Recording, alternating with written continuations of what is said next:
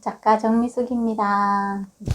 우리가 책을 읽는 이유는 보다 나은 사람이 되기 위해서입니다. 어제 나 자신보다 1% 더 성장하는 사람이 되는 것이 독서의 이유입니다. 오늘은 독서를 통해 나를 바꾸지 않으면 안 되는 이유 5가지에 대해서 이야기하겠습니다. 첫 번째는 나는 나를 데리고 다닌다. 내가 바뀌지 않으면 아무것도 바뀌지 않습니다. 이탈리아의 통일과 번영을 꿈꾸며 새로운 정치 사상을 모색한 정치 사상가 니콜로 마키아벨리는 세상에서 가장 무서운 것은 가난도, 걱정도, 병도 아니다. 그것은 생에 대한 권태기다 라고 말했습니다. 어릴 적 남편과 저는 가난한 집에서 자랐습니다. 삶이 힘들 때마다 가난한 집에 태어나서 넉넉해지면 행복해질 줄 알았습니다. 하지만 치킨 가게를 하면서 한 달에 1,000만 원의 순수익을 올렸지만 그 기쁨은 오래 가지 않았습니다. 항상 바쁘고 힘이 드는 삶이 공허하고 삶에 회의감이 들었습니다. 아무리 내가 선택한 결혼과 아이들이었다고 해도 다른 사람들이 모두 다 그렇게 사는 거야. 너만 힘든 거 아니야 라고 말해도 저는 행복해지고 싶었습니다. 에어로빅을 배우고 수차를 배우러 다녀도 제 안에서는 내가 원하는 삶은 이런 것이 아니야 라고 외치고 있었습니다. 잠이 오지 않는 날이 많아지고 남편을 볼 때마다 화가 나고 아이들에게 마음과 달리 입에서 나오는 퉁명스러운 말투 모든 것이 점점 더 꼬이기만 했습니다. 가슴이 답답하고 머리가 터질 것 같았습니다. 두 번째는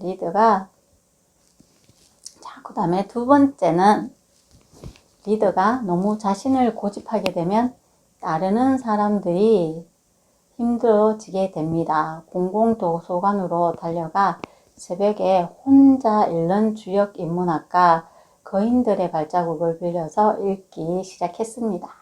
책에는 대부분의 사람들은 현재의 급한 문제들에 집중하느라 미래를 대비하는 일이나 정말 의미 있는 일들을 간과해 분주한 삶을 살아가고 있고 일중독 또한 너무 많은 일을 하느라 더 나은 미래를 설계할 수 있는 여유를 잃어버리게 되고 너무 부지런한 사람이 자주 겪는 문제는 급한 것들을 처리하느라고 정말 중요한 것에 집중하는 지혜를 잃어버리고 항상 급박하게 모든 일을 처리하는 사람에게 나타나는 또 하나의 정세는 조기 탈진입니다. 지나치게 일에 매달리는 사람들은 육체적, 정신적으로 탈진되어 자기뿐 아니라 주위 사람들에게 큰 고통을 안겨주게 된다는 글들을 읽으며 지금 저의 현실과 일치하고 있었습니다. 노동과 휴식의 조화를 유지할 때 아름다움을 바라보는 마음을 잃지 않는다는 것을 깨닫게 되었죠. 모두가 힘들어하는 원인을 하나씩 알아가게 되었습니다. 지금까지 답답했던 마음이 풀리기 시작했습니다. 리처드 포스터의 걸작 중 돈, 섹스, 권력은 성공했을 때 이 3가지 유혹을 조심하라고 이야기해 주고 있습니다. 이 셋은 어느 정도 입지에 올랐을 때 더욱 무섭게 공격해 들어오기 때문에 조심하지 않으면 치명적인 상처를 입고 떨어지게 됩니다.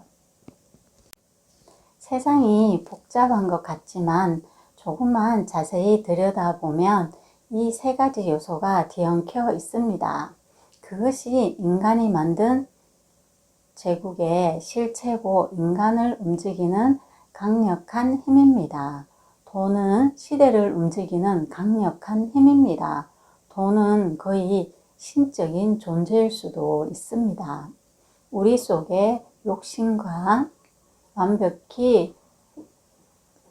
우리 속에 욕심과 완벽히 연결되어 있기 때문에 우리를 파괴할 수도 있습니다. 개인도 국가도 심지어는 교회도 돈의 오용으로 인해 깊숙이 병들어 무너지게 됩니다. 그동안 뉴스로 보아오던 성공하던 사람들이 몰락하는 이유들을 알 수 있게 되었습니다. 세상 사는 데에는 이치가 있구나 하는 생각이 들었습니다. 우리는 유교적 문화권에서 자랐고 황금보기를 돌같이 하라고 배워왔습니다. 돈 문제에 대해서 객관적이고 분명한 이해와 훈련이 필요하다는 것을 깨달았습니다. 책에 길이 있다는 말은 진리였습니다. 책을 주문해서 다시 읽기 시작했습니다. 주역은 읽기가 어려워 노트에 적으면서 여러 번 읽었습니다. 여러 번 읽으니 이해가 되었습니다. 좋은 문장들은 필사를 하면서 밑줄을 긋고 여러 번 반복적으로 읽었습니다. 자정까지 일을 하고 새벽 4시까지 읽고 눈을 뜨면 또 책을 읽었습니다. 무슨 말인지 이해가 가지 않는 부분은 노트에 쓰면서 뜻을 찾기 시작했습니다. 세 번째, 내 마음이 생명력으로 가득 차 있으면 외부 일에 연연할 필요가 없습니다. 이 말을 생각하며 제 안에 문제가 있다는 것을 깨닫게 되었습니다. 책을 읽으며 마음이 편해지기 시작했습니다. 담겨 있다는 것의 작용은 매우 놀랍습니다. 어린아이는 엄마의 품속에 담겨 있을 때 그 마음도 평안해집니다. 무술에 다니니 가장 먼저 갖추어야 할 능력은 기술이 아니라 바로 평정이라고 합니다. 그들은 많은 기술을 연마하지만 가장 갖기 힘든 게 마음의 평정을 유지하는 것이라고 합니다. 도인들이 벽을 바라보며 명상을 하는 이유도 바로 평정을 기르기 위해서인데 평정이 없다면 생각도 얕아지는 법이라고 합니다. 도인은 평정을 수련함으로써 세상을 깨뜨려보는 능력을 갖게 되는 것입니다. 사람은 누구나 조금씩은 들떠서 살고 있는데 이것이 심하면 병을 초래하고 나쁜 운명을 끌어들이게 된다고 합니다. 넘치지 않는 것이 중요하죠. 고양이는 유연하고 침착합니다. 고양이는 당황하는 법이 없고 언제나 태평하게 행동을 합니다. 고양이는 한마디로 침착한 동물입니다. 대부분의 사람들에게 곤란한 일을 당하거나 위기에 처했을 때 침착한 자세를 유지하는 것은 어려운 일입니다. 뛰어난 싸움꾼이었던 김두한은 어떤 상황에서도 평정을 잃지. 그래서 그러한 싸움 능력을 발휘할 수 있었을 것입니다. 침착하지 못한 사람은 적을 마주했을 때 마음이 흔들려서 싸워보지도 못하고 패하게 됩니다. 호랑이에게 물려가도 정신만 차리면 된다는 옛 말이 있는데 이는 어떤 상황에서도 침착하라는 뜻입니다. 결국 제 마음이 문제라는 것을 책을 읽으며 알게 되었습니다. 건강이 좋지 않은 사람이 매일 한두 시간씩 걸으면 어떻게 될까요? 매일 책을 읽으면서 저의 정신은 건강을 회복해 나갔습니다. 주역을 시작으로 도덕경, 황희정성 책을 읽으며 세상의 이치를 깨달아가기 시작했고 다른 사람들의 말에도 흔들리지 않게 되었습니다. 하루하루가 신이 났습니다. 머릿속에 혼란스러웠던 문제들을 하나씩 풀고 비우며 하는 일에 집중력도 올라가고 제가 바뀌니 아이들도 덩달아 바뀌기 시작하고 책을 읽기 시작했습니다. 시간이 날 때마다 책을 읽는 저를 보며 남편은 이번에는 또 책이냐? 책 읽는다고 뭐가 나오냐? 라며 살던 대로 살라고 했지만 살던 대로 사는 것만큼 어리석은 것이 없다는 것을 알았기에 남편의 말에 연연하지 않고 책을 읽어 나갔습니다. 책을 읽으면서 남편이 화를 내거나 짜증을 내도 더 이상 화가 나지 않습니다. 가끔 화가 나면 시간 날 때 책을 읽고 마음을 다스리면 바로 화가 가라앉습니다.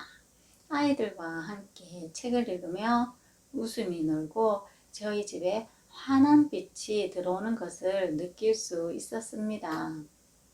헨리 데이비드 소로는 가장 효율적인 노동자는 하루를 일거리로 가득 채우지 않으며 편안함과 느긋함에 둘러싸여 일을 한다고 했습니다. 일을 많이 하는 사람은 일하지 않는 것이라고 말합니다. 죽을 때까지 우리에게 날마다 수많은 일들이 끊임없이 도착하기 때문입니다. 그 다음에 네 번째, 내가 변하기 전에는 아무도 변하지 않습니다. 인생은 주어진 100문제를 다 풀어야 하는 시험이나 문제가 아니라 가장 중요한 것은 나에게 문제가 되는 문제들을 골라 열심히 답을 찾으면 더 큰 기회를 준다는 것입니다. 저에게 문제가 되는 문제들을 하나씩 해결하면서 삶이 달라지기 시작했습니다. 모두가 힘들어하는 치킨 장사는 칼국수 가게로 바뀌었고 어린이집 교사로 힘들어하는 큰아이는 저와 함께 칼국수 가게를 운영하며 함께 책을 읽고 함께 책을 내어 한국 최초 모녀 작가로 동시에 책을 내는 일이 일어났습니다. 남편은 그동안 하고 싶었던 임업살림 후계자 사업을 신청해 교육을 받고 자신이 원하는 일을 하며 경매와 공매를 함께 하고 있습니다. 막내 아이는 사춘기 중학생인데도 가게 일을 도와주며 책을 읽고 알아서 스스로 공부를 합니다. 책을 읽고 깨달은 것들을 실천했을 뿐인데 삶은 180도로 달라졌습니다. 독서를 하는 이유는 읽고 실천하는 데 있습니다.